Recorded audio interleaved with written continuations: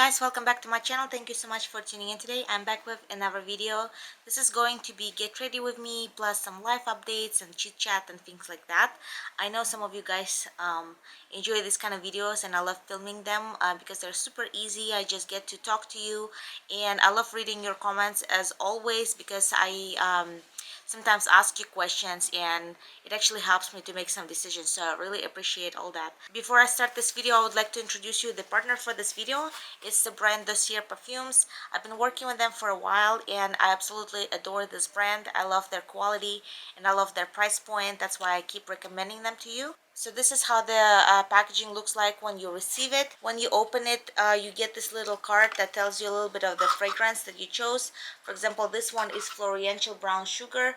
The notes are bergamot, raspberry, and pear. And this is what you get inside the box. This is 50 milliliters bottle. It's very heavy and it's very high quality. I love this little magnetic cap. And once again, it feels like a very high quality bottle. If you would have purchased the high-end brand in the store for 50 milliliters, it would be definitely over 100 bucks.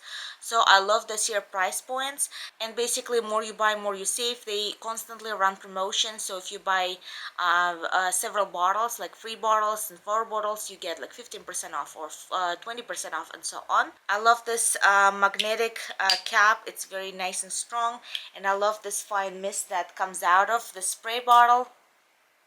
And I love most of their scents. I'm sure anyone can find the perfect scent on their website, because even if you have some favorite high-end brand in mind, you can go to the Dossier.com website and find like fragrances that would be inspired by luxury brands, so you can definitely find the perfect fit for you. And also what I love about this brand is that their packaging is very environmentally friendly, and the only plastic that they use is to produce these little caps right here. Other than that, is everything is very sustainable, so I love to support the brands that take care of environment. I'll post the link down below, so please check them out. I am sure you're going to love them as much as I do. And now back to the video. So today I'm getting ready to run some errands because I need to take my mom to the dentist later on today. And also I was hoping to go to the movies with my husband. It's his day off. He usually has 2 days off a week from his job, and usually he has so many things around the house that he needs to finish and things like that. We usually have some kind of projects going on, so we usually don't get to go to the movies very often. But this week, actually, he already finished everything that was basically left to do around the house. So we're hoping to go check out, so there is a movie, it's called Blacklight, and then there is a movie Uncharted, I believe. So we're choosing between these two movies. Let me guys know if you already watched it. I don't know if you get to go to the movie theater a lot or not, but I feel like since we had the COVID, me and Preston, we had very different position about COVID before. I tried to be safe always. I was wearing masks and things like that, but I never let it really stop me from living life. I always, I kept taking kids to um, the theme parks and things like that. And Preston, I think maybe because his dad passed away from this disease, he's been very cautious. So I usually take kids places with my mom. Hey guys, so I apologize, the lighting changed a little bit because I'm filming right in front of the window and the clouds, the sun goes back and forth between the clouds. So I'm trying to adjust the camera to make it a little bit similar, but I'm sure on the monitor or on the computer it's going to look very different when I edit this footage. So I'm just letting you know. So like I said, after we all been sick with COVID, things changed a lot for me and Preston as far as our vision of COVID. I feel like since we already had it and it was pretty mild because of vaccination that we all had, I kind of not as scared of it as anymore as I used to be. And I think Preston, because he saw that even being vaccinated you can actually get sick, I think he's a little bit even more cautious than he was before. So this is how our vision changed. Let me guys know if you been sick with COVID, And basically, what's your position? Are you more cautious now that you had it, or you're less cautious? So there are a couple of things that I wanted to discuss with you today and ask your opinion about it. The first thing is the theme parks. As you all know, I like taking kids to the theme parks because for me um it's like it's entertaining for me and it's entertaining for them, and it's just easy and fun.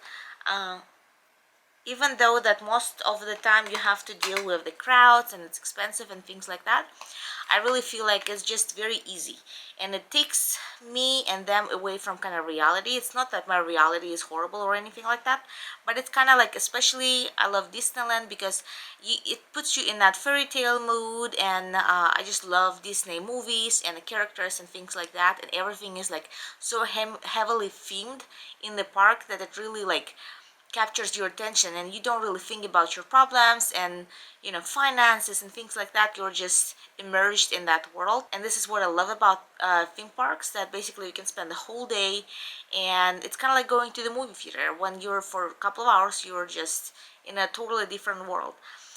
So but as you all know, Disneyland is very expensive, and before the pandemic we had annual passes for California residents. I believe it was around $300 or $400. But before the pandemic, kids were very little, so we didn't have to buy tickets for them. So I only had the ticket for annual pass for me, my mom, and Preston. Now I also have to buy passes for the kids, and it gets very expensive. So I'm not probably going to buy tickets for Preston. I'm thinking that it's going to be me, my mom, and the kids. My mom is going back to Russia for a few months during summertime, and if you're buying the cheapest annual pass to Disneyland, I believe you don't get to go there during a couple of months during summertime, which my mom is not going to be here. She's going to be in Russia anyway, so I don't really feel like we need those couple of months. So this is what I was thinking to do. Like you can buy it and basically pay over time. You have like a down payment and then you pay monthly. Let me guys know if this is what you usually do, or you usually just pay out of pocket, because I know a lot of people buying it with like a tax refund money. I don't know if we should what we should do basically, because I really want to get the Disneyland annual passes. There's so many parks out here. We used to have the Knott's Berry Farm annual passes, which are much more affordable, but I feel like kids are not tall enough for a lot of rides, but at the same time they're kind of too big for the little rides already. So I feel like maybe we'll skip the Knott's Berry Farm right now. We also had the SeaWorld annual passes during the pandemic, because it was like the only park that was still open, because it's considered I don't know, sort of like a zoo or something. I don't know. It was open, so this is the one that we got basically. But again, it's not that much to do for the kids there, so I think we might skip that. I was interested in their water park because I know kids love going to water parks, but the water park that they had actually last year was the last season of Aquatica. That was the name of water park, and this year it's going to be like a Sesame Place that's supposed to include water park and some rides. So I was thinking maybe get that, but once again, I don't know if the kids will have a whole lot to do there. Let me guys know, what is your favorite theme park? What would you suggest? Because we recently been to Universal and it's been a lot of fun, but I feel like kids need to grow up a little bit for it because they're not tall enough for a lot of rides. So maybe after this summer, when they gain a couple of inches, hopefully. It's a little bit more difficult for Cairo because he doesn't grow as fast as Xavier does. Okay, so hear me out. This is another idea that I had. What if I take kids to Disneyland on different days? So for example, one day after school I can take one kid, the second day I can take the second kid. The reason for doing that is because Xavier is already over, I believe Xavier is about 45 inches without shoes. Cairo is just 37.5 inches without shoes. So most of the cool rides are over 40 inches or even 42 inches. So I feel like when I take Cairo and Xavier together, first of all, it's very hard on me because they get very like competitive and they talk over each other and it gets very chaotic. So when I go with one of them to some places, first of all, it's going to be like a little date, like a little mommy and son date, some quality time with one of them. Xavier can do bigger kids ride and Caro can do little kids rides. And I feel like if I bring only one of them at the time, it might be easier for me. It might be a little bit, I don't know, a little bit more fun for them. Let me guys know if you ever take to like big things like Disney trip. It's a big thing. It's not just take someone to the park or the store, because I've been taking them separately to the store once in a while, and I find it's much easier than taking them both. So let me guys know if you do something like that, or am I wrong for thinking about it, because I want us all have fun. I just don't want to traumatize Cairo or Xavier because they cannot do certain things at certain time.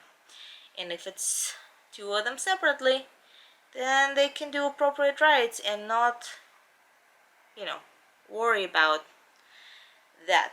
And I think it's a little bit more challenging for me rather than anybody else, because usually the people that have twins, they usually similar heights, so they probably don't have problem of having the same age kids with different heights. Or people that have different age kids, you can always say, okay, well, you're younger, so the next year you'll be able to do that. I cannot say that you're younger because Cairo is technically 4 minutes older than Xavier, you know. So yeah, let me guys know. And then another thing I actually wanted to discuss with you is the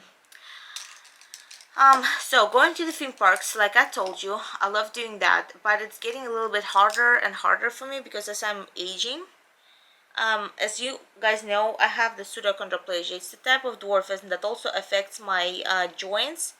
So eventually I might have to have like a joint replacement surgery or something like that. So I'm not having it anytime soon because it's not necessary just yet. Oh, the lighting is just going nuts. Okay, so the lighting just changed again. So eventually I will have to have the probably hip replacement surgery, but not yet. But when I go to the themes park, especially now that I gain weight after pregnancy, it's getting a little bit harder for me. So I was thinking to get the mobility scooter. When I was pregnant and I asked the my like high risk OBGYN her suggestion, like if I should get a scooter, she said she doesn't want, well, first of all, insurance of course doesn't want to pay for a scooter that's not used like around the house for like, you know, just a normal life things. But she said that her concern is that I will be basically overusing it and then I'll be less physically active, which is not going to be very good for me. So what do you guys think? Scooters are expensive, so I don't think I can get one from my insurance because, you know, I don't need it on a daily basis. But at the same time, when I go to the parks and things like that, that would be nice to have. Would make my life easier. So to buy a scooter in the store, it's super expensive. I found few options on like OfferUp and like used things. So I just had to interrupt a little bit to do my eyelashes because I cannot talk and do my eyelashes at the same time. So yeah, that's my question to you guys. What do you think if I do get the scooter? Is that a good idea to buy the used scooter? Because in the past when I bought like, you know, electric scooters just to go around the park with the kids, just like kids scooters basically, every time when I buy the used one, the battery is usually very bad, and we replaced the battery for one of them and it still didn't work properly after that, so it was like wasted money. I don't know if I purchased the mobility scooter, the same thing is going to be with the batteries, because I know in some posts people say that they got new battery for the scooter. At the same time, a lot of times it's like a generic battery, and usually generic batteries don't always work the same way that specific batteries work. So that is my concern, if I should buy the used one or not. And the second concern is that do you think that if I do get the mobility scooter in my 30s, I don't know if it's a smart way to go about it or not, do you think I'm going to overuse it or not? I don't even know, to be honest with you, why I'm doing the lips now, because I'm wearing masks everywhere anyway. So yeah, let me guys know what you think. Basically, I already asked you a lot of questions. My main things are about the Disneyland, if it's a good idea to take one child at a time. Also, I want to know what's your favorite theme park. Maybe we shouldn't get Disneyland. Maybe there are other alternatives for the kids, 5-year-old kids out there. And also, what is the and also your thoughts on scooter, if I should get one, if I should get one used, if it's going to basically decrease my physical activity.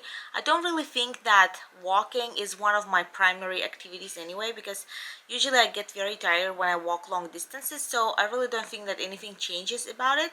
Usually when I go to the theme parks, the only thing that's different is like when I come back, my legs are really hurting and I have to take like several baths within the next few days to basically make me feel better, because usually they're hurting so much that I cannot sleep at night.